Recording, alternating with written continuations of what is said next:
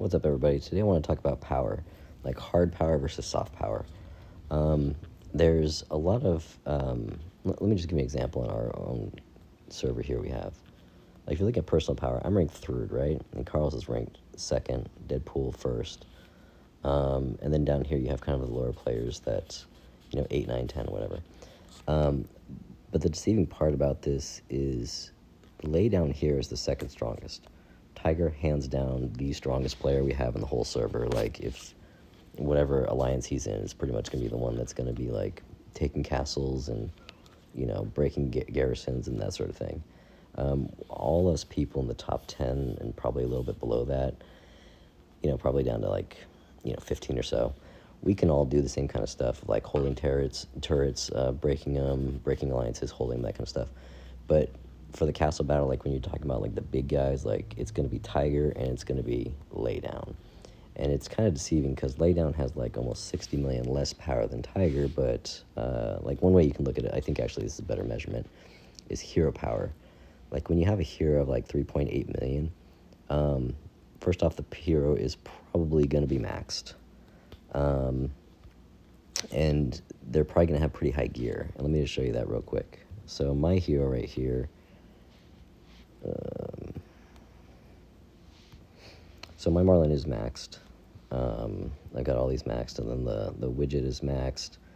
And then these gears aren't. But this is what I'm talking about. Like this stuff right here, the gear details, this is where Tiger and Laydown like excel. Now, there's something else to be known about this, though, is because, for instance, my Marlin power has not changed at all since yesterday. And yesterday I did like 11 charms or something, right? And that is going to give me power, but it's not going to give me hero power, right? So this hero power, I believe it really only matters about how strong your widgets are, how strong your gear is, and like literally like what is on that particular hero and not the other things coming into play with it. So for instance, like they both have really high stuff, but Laydown, like my understanding at least, is he focuses a lot on research. Like he is really smart about that.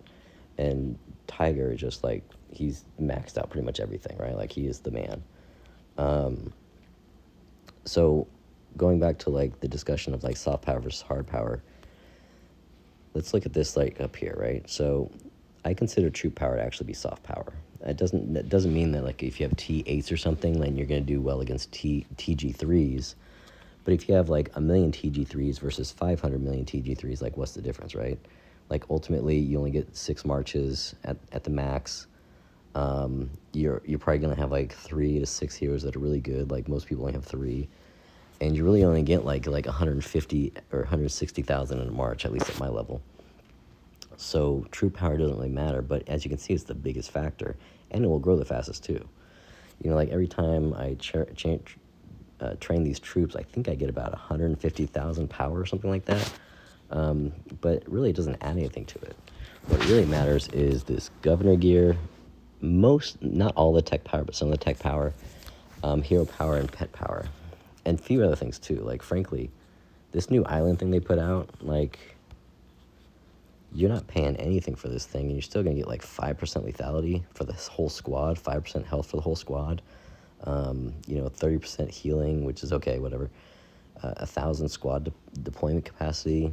These are good stats, especially for not really doing much but clicking a button. Pretty sweet. Anyways, and then pets was the newest thing that came out, and pets, like, they are really cheap. Like, you can get this stuff like almost every day doing these adventures, clicking on them, going here and claiming these things or whatever. And this is going to give you like a nice stat bonus. Like, look at this stuff, like 30% squad attack, 30% squad defense, archer lethality, almost 13%. These are really good numbers too. I think Thursday we have that, so I've got a bunch of stuff I've got to do on these. See, all these things are just waiting to be upgraded. I've got like all this crap I got to upgrade. But you can see, like, even with one of these things, like, this is almost 1 percentage point for 1 out of my 139. Now, it is a diminishing returns. And my understanding is once you get to blue, it's kind of like you should stop because you really start getting the diminishing returns. But up until that point, really good. Oh, I guess I did that accidentally. So then, again, like, these guys, like, once I bump this up by using these, I'm going to get 1% here, 1% here for squad and defense attack. That's huge. Now compare that to something like charms. I think I did this in another video, but like here, it's going to be about $50 to get this charm up, and I'm going to get 5% for archer lethality and 5% for archer health. Not great. I mean, I like charms because there's like health and lethality are the best, but it's not a great deal. Now look at research on the other hand.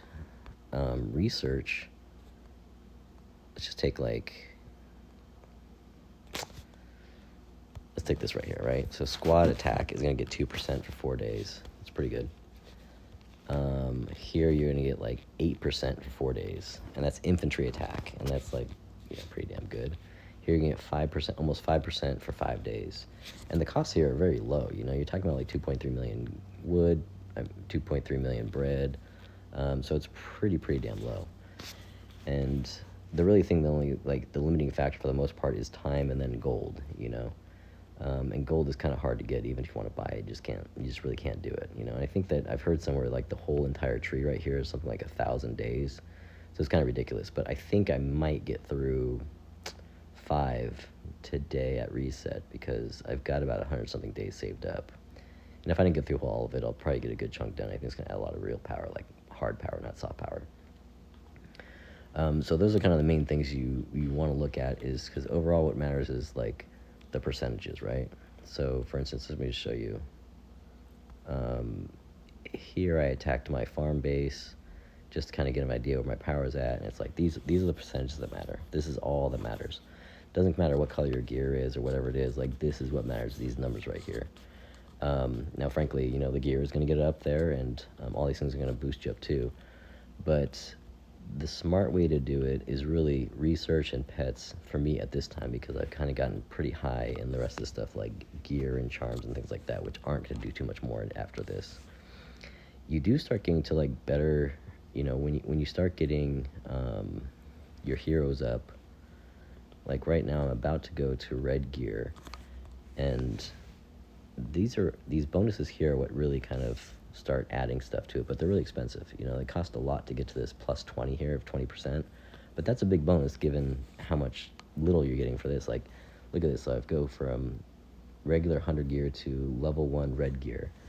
What am I getting? 0.85 archer lethality? Like, that's nothing, really. You know, but red gear looks cool, you know, whatever. And then once you start getting up here, you get that 20% boost. That is significant, right? That's going to put you in a different league. Then if it gets this 100%, you're going to get archer attack up 50%. That's also a big boost. So in all, you can end up with like, you know, 70% more archer attack and 30% more archer defense. And looking back at these numbers, like I was talking about before with these war ones, you can see that adding like, that's a significant boost on these. Like that's like 20% or more on these things, you know. Important to know. Now, another thing that's kind of interesting is like a lot of these things, you know, if you were to like get like a 50% boost on something, they don't really matter. But when you start doing these, because like instead of like hypothetically, if you're talking about 50% boost, right? Let's go back to this. A 50% boost would get you to 600%. It's not going to give you like another 275%, right? You're just going to get 50% on top of that. The one thing that's different there, though, is these things right here. This 20% actually boosts the entire thing by 20%. So if you're getting into like castle battles and stuff, this is like what you really kind of have to do because everybody else is going to do it, you know? So when I'm doing like KVK, I boost everything. You know, I'm going to do this 20%. I'm going to do defense up 20%. I'm going to do health up 20%. I'm going to lower the enemy's attack down 20%. I'm going to lower the enemy's defense down 20%. I'm going to increase my deployment ability 20%. And these kind of like the higher you get these numbers actually matters. Because as you can imagine, like 20% of 100,000 would be, you know, 20, right? 20% of 500 is going to be like 100. So, you know, that's going to go take it up to like 600, 650, whatever it might be. So that's another important fact to know about these power things. But anyway, so bottom line is like when it comes to power, the things that really matter is your research battle exclusively. Like these really don't do too much, although you've got some things over here like camp expansion, which is important just to like add how many troops you can train at a time. But it's not really going to like help out with like how much power you get. These training speeds are helpful too, just like increase your power, like how fast it goes.